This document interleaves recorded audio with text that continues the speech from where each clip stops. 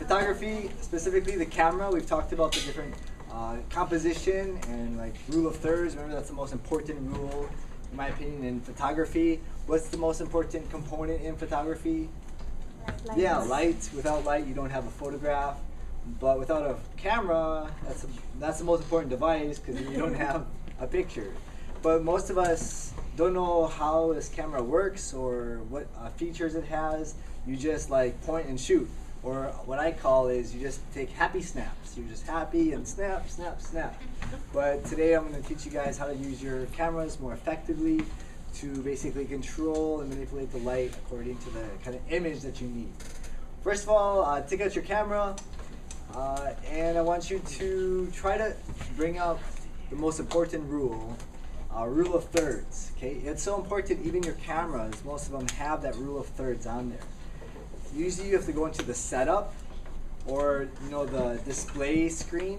Where you can turn off the display of your screen while your camera is on, and then you'll see a grid. Okay, remember the rule of thirds grid? Okay, 2 lines down the middle, 2 lines down across, and then your main point of focus is at the intersect of those lines. For example, this photograph was taken by Kimmy, one of my other students, and notice if we put a line here and line here to divide it, and then 2 lines here. This ring is at the rule of thirds point. What's the best kind of light to have in a photograph? Light from which time of day? Golden hour. Yeah, the golden hour. So that's the prime light. This is one of the worst types of light. And so try not to use it at all. I don't want you to use it in this class for the year. If yours automatically goes on with certain functions, just put your finger over it. Some people, they'll take a tissue paper, and they'll put it over it, and that would be called the diffuser or diffusing the light. So you get a little bit of light, but not like blasting light to make them albino. So yeah. So let's talk about exposure now. Remember, exposure is controlling the light, choosing how to deal with light. There's 3 areas to control and manipulate the light. What's one of your camera's functions to do this? Good, shutter speed. Okay, now first let's explore how to do a fast shutter speed. Remember, the shutter speed is how fast it, remember watching that video, how fast the shutter goes and takes that. So if you have a sports like volleyball or basketball, okay, or a runner like a track and he's like this, you'll want to have a faster shutter speed. So look on your cameras and you'll see this little guy going like this, like he's running, okay, and that'll be a faster shutter speed. Now, when you use a faster shutter speed, that means it's going to allow less light in because it's going fast, right? So if less light is allowed in, what's going to happen to your image? Brighter or darker? Yeah, it's going to be darker. So it's a trade-off. Like, yeah, I'm going to get like freezy action, but it's going to be a little bit darker. So you want to make sure you're in enough light to do that. So, did you find the runners? Yep. Yeah. All right. So now, who is pretty fast? Stop. All right, give a hand. Thank you, Brian. So, look at those photos. Make sure that you've frozen the action and you got a fast shutter speed. Now, let's say we wanted a slower shutter speed. When do you think would be times we'd want a slower shutter speed? Yeah, at nighttime when there's sunset and there's a little bit of light, and you want to suck in all the and see the colors in the sky. So we want the shutter speed to be open a little bit longer, okay? So it can have more light open. But when the shutter speed's open a little bit longer, then like things are happening. Remember, it goes ch-ch. Okay, so if it goes ch and things are moving, ch, it's going to be a little bit blurry, okay?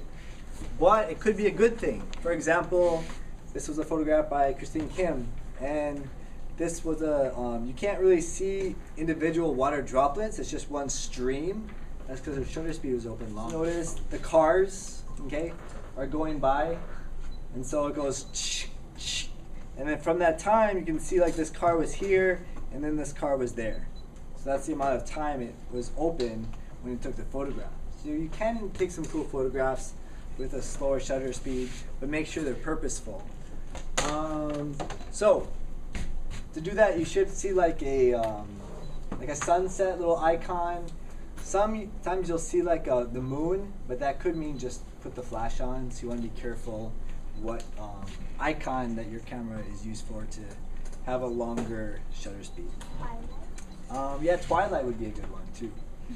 Okay, so shutter speed is 1. What's another area of controlling your exposure? ISO, good one, ISO. Okay, so I know all of your cameras have a button maybe called high ISO or ISO. So let's say you have 1600 ISO and the lowest it goes is 400 ISO. If you crank it up to 1600 ISO, is the picture going to be bright or dark? Yeah, it's going to be really bright. And if you crank it down to 400, it'll be darker. What's the trade-off? Let's say it's really bright at 1600. What's the trade-off? It's going to be what? It's going to be grainy. Okay. If you up your ISO, it's going to look brighter, but it's going to be more grain. Okay. Now, if you notice Christine's, this one's pretty clear, even though it was at night, and it's a really good photograph. But if you look at this photograph, see how it's a little bit dull? That's because it's more of a grain. Okay. So you want to be careful, unless you're trying for that effect, not to have too much of an ISO. So instead of having a high ISO, you could slow down the shutter speed, or what's the third factor in your exposure? Yep. Aperture. Good, aperture. Remember the slide that we talked about where the aperture is like a little circle, like maybe at one number and then another number and another number? Give me an example of a number that an aperture would read at. Good, 2.8. And what letter does it start with? F. Yeah, so F, we call it an f-stop. F, 2.8. Okay? And so, let me give you an example. Okay, this is a digital SLR. And I'm going to show you guys with this lens how the aperture works.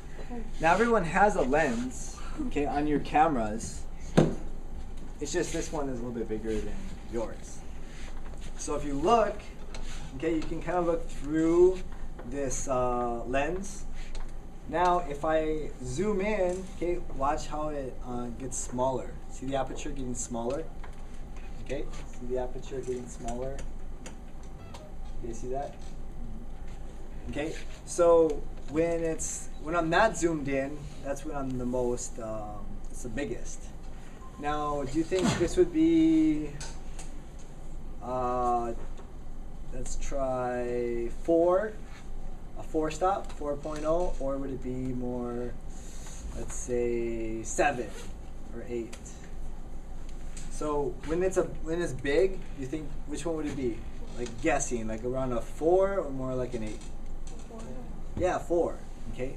So the smaller the number, the bigger the opening is to take the picture, which allows more light to come in.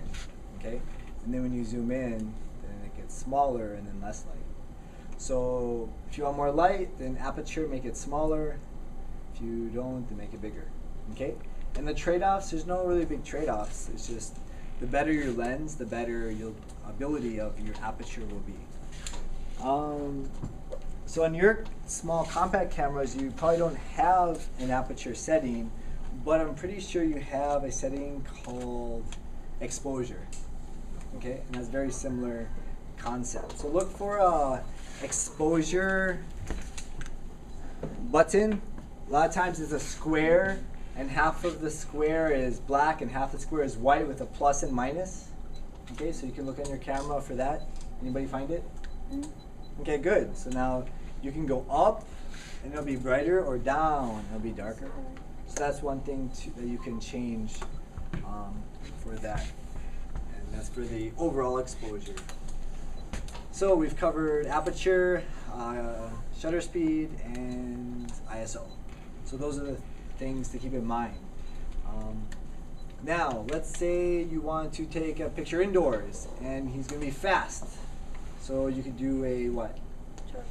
So fast shutter speed, but it's going to be dark, so we're going to have, well, don't start with the ISO yet, because if we start with ISO, it can get grainy, so we'll start with a higher, lower aperture, and if it's still not bright enough, then we'll go higher ISO.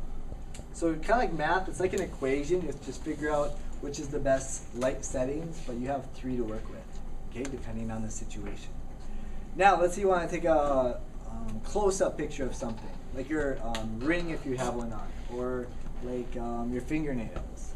So what little icon would represent a macro? Macro is like the close-up pictures. Yep. Yeah, flower, or I call it flower power.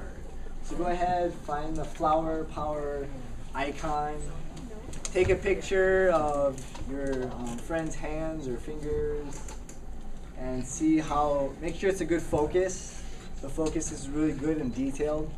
That's very important as well. So now if you want something that's far away, so let's say you want to take a picture of the moon, or let's say you want to take a picture of Namsan Tower. So what would you use for that? So not the flower, but what would you use? To, something that's kind of far away, or into infinity. Yeah. Yep, mountain. So if you see a little mountain icon, then that means something that's more far away, okay, to be in focus with. So that's for close up and for far away. Let's see. What about video size, okay, or picture size? You guys know pixels, right? Pixels are the amount of dots per inch that go into making a picture. So if something's like 1 or 2 megapixels, the pixels are going to be more separated from each other, and they're going to look more blurry or not as good as quality because there's not as many dots that are being recorded when you take the picture. But when you take like 6 or even 12 megapixels, those dots become really close. So when you look at the picture, you know, big, then it's really clear because those dots, they'll get stretched out as you stretch it, but it'll still be good quality.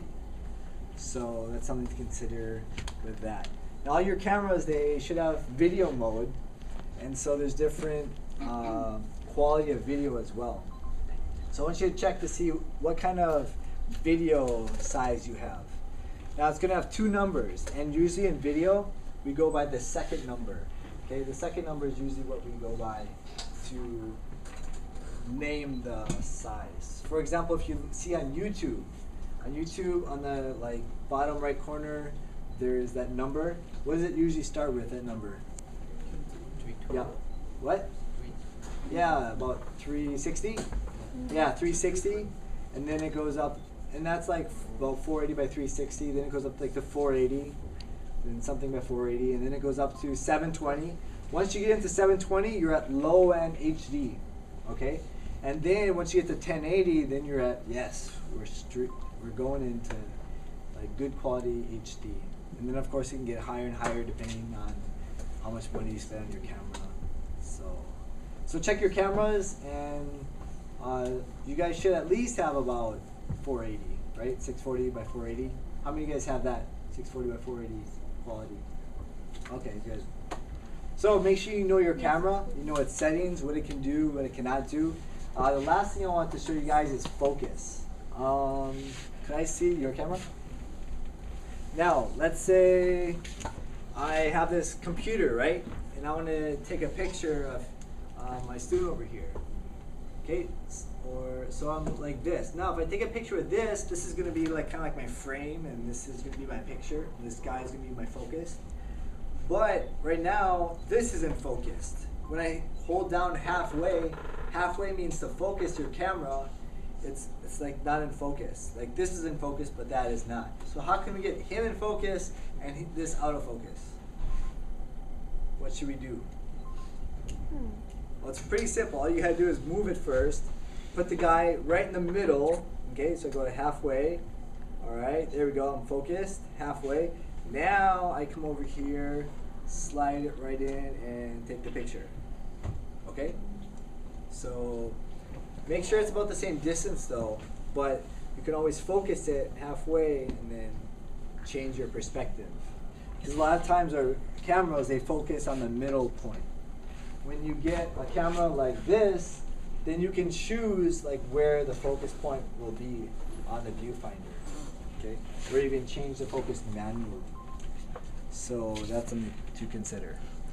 Okay, so make sure you know your cameras and experiment with them, and next time we'll have a photo shoot.